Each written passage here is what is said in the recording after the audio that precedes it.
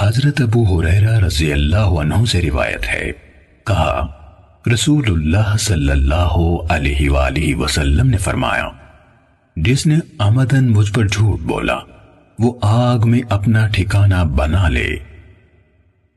صحیح مسلم حدیث نمبر 4۔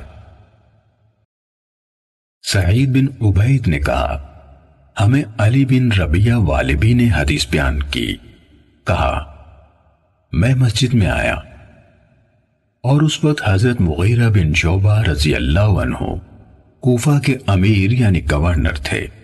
مغیرہ نے کہا، میں نے رسول اللہ صلی اللہ علیہ وآلہ وسلم سے سنا، آپ فرما رہے تھے مجھ پر جھوٹ بولنا اس طرح نہیں جیسے میرے علاوہ کسی ایک عام آدمی پر جھوٹ بولنا ہے، جس نے جان بوجھ کر مجھ پر جھوٹ بولا وہ جہنم میں اپنا ٹھکانہ بنا لے۔